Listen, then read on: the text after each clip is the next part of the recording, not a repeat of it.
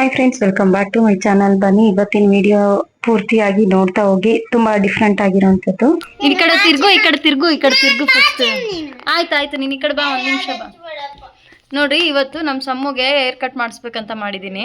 Sunday ಇದೆ, ನಾಳೆಯಿಂದ school ಶುರು ಆಗುತ್ತೆ ಅವಳದು. ಅದಕ್ಕೋಸ್ಕರ ಅವಳದು ಹೇರ್ ಸ್ಟೈಲ್ನ ChatGPTಗೆ ಹಾಕಿ ಯಾವ ಹೇರ್ ಸ್ಟೈಲ್ ಬೆಟರ್ ಅಂತ ನೋಡೋಣ ಅಂತ ಹಾಕಿದರೆ ಯಾವ್ಯಾವ ಹೇರ್ ಸ್ಟೈಲ್ ಎಲ್ಲ ಕೊಟ್ಟಿದ್ದಾರೆ ಅಂತ ನಿಮಗೆ ಇಲ್ಲಿ ಒಂದು ಕ್ಲಿಪ್ಪಿಂಗ್ಸಲ್ಲೇ ಹಾಕ್ತೀನಿ ನೋಡಿ.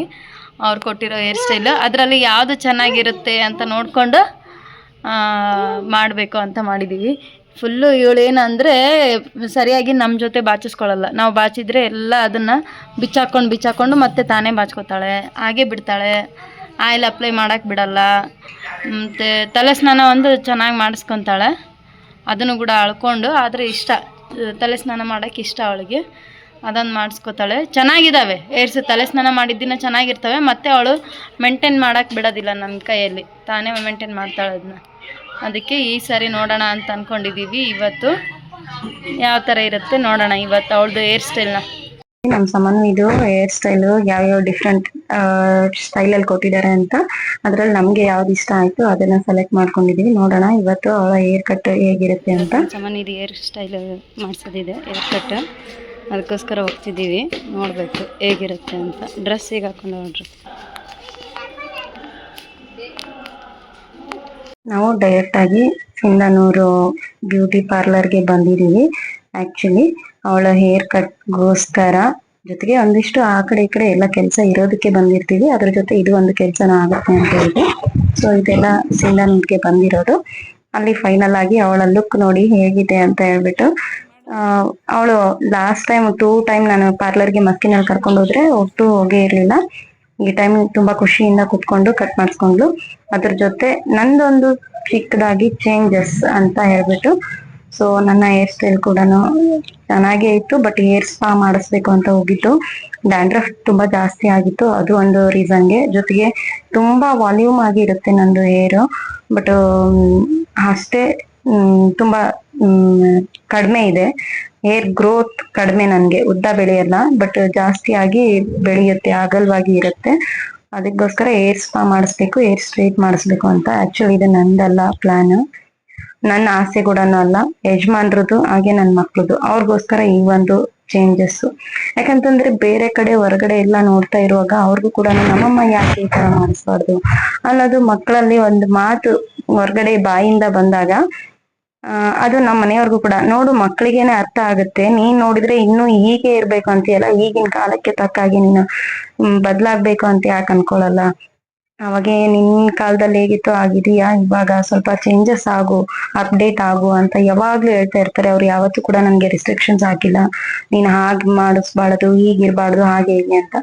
ಡಿಫ್ರೆಂಟ್ ಆಗಿ ಟ್ರೈ ಮಾಡು, ಡಿಫ್ರೆಂಟ್ ಆಗಿ ನಿನ್ನ ಒಂದು ಪರ್ಸನಾಲಿಟಿನ ಡೆವಲಪ್ ಮಾಡ್ಕೋ ಅಂತ ಯಾವಾಗ್ಲೂ ಹೇಳ್ತಾ ಇರ್ತಾರೆ. ಯಾವ್ದಕ್ಕೂ ಕೂಡ ಬೇಡ ಅನ್ನಲ್ಲ.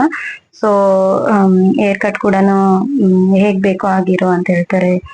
ಜೊತೆಗೆ ಫೇಶಿಯಲ್ ಆಗಿ ಕೂಡ ಏನಾದ್ರು ಚೇಂಜಸ್ ಮಾಡ್ಕೊಳ್ಳೋದಿದ್ರೆ ಮಾಡ್ಕೋ, ಈಗಿನ ಟ್ರೆಂಡ್ ಏನಿದೆ ಅದನ್ನ ಮಾಡು ಅಂತ. ಸೊ ಅದಕ್ಕೋಸ್ಕರ ನಾನು ಕೂಡ ಫೇಶಿಯಲ್ ಕೂಡ ಮಾಡಿಸೋದಿತ್ತು ಅವತ್ತು.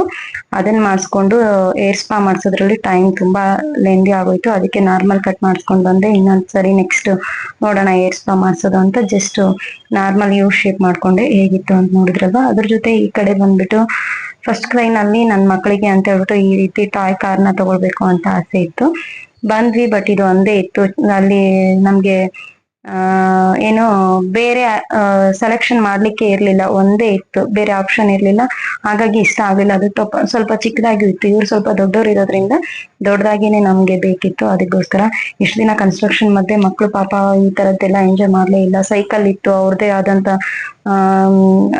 ಕಾರ್ ತರ ಇತ್ತು, ಇದ್ರು ಕೂಡ ಅವರು ಎಂಜಾಯ್ ಮಾಡ್ಲಿಲ್ಲ. ಅವಾಗ ಇಟ್ಟಲ್ಲಿನೇ ಚಿಕ್ಕದಾಗೋಯ್ತು, ಇವ್ರು ಮಾತ್ರ ದೊಡ್ಡವರಾಗೋದ್ರು. ಅದಕ್ಕೋಸ್ಕರ ಇವಾಗ ತುಂಬಾ ಸ್ಪೇಸಿಯಸ್ ಆಗಿ ತುಂಬಾ ಚೆನ್ನಾಗಿ ಆಟ ಆಡ್ಲಿಕ್ಕಿದೆ.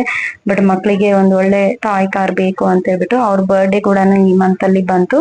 ಸೊ ಬರ್ಡೇಗೆ ಯಾವ್ದೊಂದು ಗಿಫ್ಟ್ ಆಗಿರ್ಲಿ ಅಂತ ಹೇಳ್ಬಿಟ್ಟು ಆಸೆ ಇತ್ತು. ಅದಕ್ಕೋಸ್ಕರ ತರ್ಲಿಕ್ಕೆ ಅಂತ ಹೋದ್ವಿ, ಬಟ್ ಸಿಗ್ಲಿಲ್ಲ.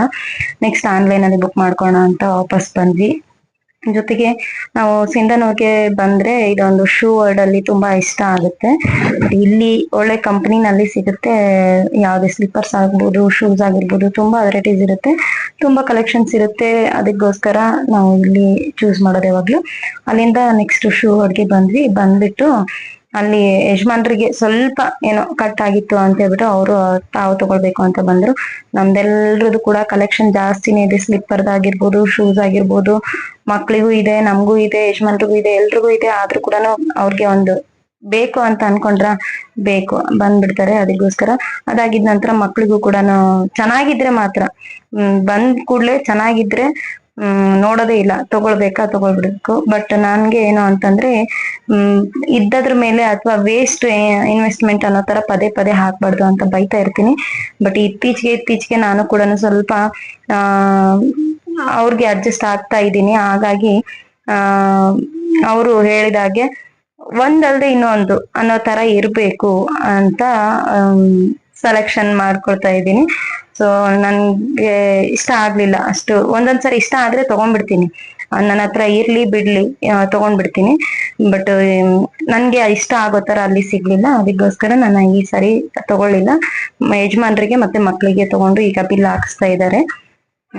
ಸಾತು ಸಮಗು ಕೂಡ ಒಳ್ಳೆ ಚೆನ್ನಾಗಿ ಇಬ್ರಿಗೂ ಟ್ವಿನ್ಸ್ ಪೇರ್ ಅನ್ನೋ ತರ ಸಿಕ್ತು. ತುಂಬಾ ಇಷ್ಟ ಆಯ್ತು ಅದು ಕೂಡ. ಬಟ್ ಅವರು ಕೂಡ ಸ್ಕೂಲ್ಗೆ ಹೋಗ್ತಾರೆ, ಅವ್ರಿಗೆ ಶೂಸ್ ಯೂಸ್ ಆಗುತ್ತೆ, ಸ್ಲಿಪ್ಪರ್ಸ್ ಯೂಸ್ ಆಗಲ್ಲ, ಬೇಡ ಅಂತ ಎಷ್ಟು ಅನ್ಕೊಳ್ತಾ ಇದ್ವಿ. ಬಟ್ ಆದ್ರೂ ಕೂಡ ಮಕ್ಕಳಿಗೆ ಅಂದಾಗ ಅದೆಷ್ಟೇ ಇದ್ರು ಕೂಡ ಪ್ರೀತಿಯಿಂದ ಏನು ಕಡಿಮೆ ಮಾಡಬಾರ್ದು ಅನ್ನೋದೊಂದು ಆಸೆಯಿಂದ ಪ್ರೊವೈಡ್ ಮಾಡ್ತೀವಿ ಅಷ್ಟೇನೆ. ಸೊ ಅದಾಗಿದ ನಂತರ ನೆಕ್ಸ್ಟ್ ಎಲ್ಲಾದ್ರೂ ಊಟ ಮಾಡ್ಕೊಳ್ಬೇಕು ಟೈಮ್ ಆಗಿತ್ತು ಅಂತ ಅನ್ಕೊಂಡ್ರೆ ತಮ್ಮ ಮತ್ತೆ ಯಜಮಾನ್ರು ಅವ್ರು ಊಟ ಮಾಡ್ಕೊಂಡಿದ್ರು. ಅವ್ರಿಗೆ ಟೇಸ್ಕೊಂಡಿರಲ್ಲ. ಬಟ್ ನಾನು ಜಾಸ್ತಿ ಟೈಮ್ನ ಪಾರ್ಲರ್ ನಲ್ಲಿನೇ ಸ್ಪೆಂಡ್ ಮಾಡ್ಬಿಟ್ಟೆ. ಅಲ್ಲ ನಾನು ಊಟನೇ ಮಾಡಿರ್ಲಿಲ್ಲ. ಅದಕ್ಕೋಸ್ಕರ ಒಂದು ಒಳ್ಳೆ ಎಲ್ಲಾದ್ರೂ ಫುಡ್ ತಗೊಳ್ಳೋಣ ಅಂತ ಬಂದ್ರೆ ನಮ್ದು ಫೇವ್ರೇಟ್ ಈವ್ನಿಂಗ್ ಕೂಡ ಆಗ್ಲಿಕ್ಕೆ ಬಂದಿತ್ತು. 4 o'clock ಹಿಂಗೆ ಫೇವ್ರೇಟ್ ಚಾಟ್ ಸೆಂಟರ್ ಇತ್ತು, ಅಲ್ಲಿ ಹೋಗೋಣ ಅಂತ ಅನ್ಕೊಂಡ್ವಿ. ಬಟ್ ಅದ್ರಗಿಂತ ಮುಂಚೆನೆ ಮಳೆ ಶುರು ಆಗಕ್ ಬಿಡ್ತು. ಆ ಶೂ ವರ್ಡ್ ಪಕ್ಕನೆ ಒಂದು ಒಳ್ಳೆ ಇಡ್ಲಿ ಸ್ಟಾಲ್ ಇತ್ತು, ಅಲ್ಲಿ ಹೋದ್ವಿ. ವೆರೈಟೀಸ್ ಆಫ್ ಫುಡ್ ಅನ್ನೋ ತರ ವೆರೈಟೀಸ್ ಆಫ್ ವಡಾ ತರ ಎಲ್ಲ ಇತ್ತು. ನನ್ಗೆ ಆ ತರದ್ದು ಸ್ವಲ್ಪ ಇಷ್ಟ. ಅದ್ರಲ್ಲೂ ಕೂಡ ಫೇವ್ರೇಟ್ ಬದ್ನೆಕಾಯಿ ಬಜ್ಜಿ, ಅದು ಮಿರ್ಚಿ ಮಸಾಲೆ ವಡಾ ಜೊತೆಗೆ ಇಡ್ಲಿ ಚಟ್ನಿ ತುಂಬಾ ಚೆನ್ನಾಗಿತ್ತು. ಎಲ್ಲ ತಗೊಂಡ್ವಿ. ತಿನ್ಬೇಕು ಅಂದ್ರೆ ಮಳೆ ಶುರು ಆಗ್ಬಿಡ್ತು.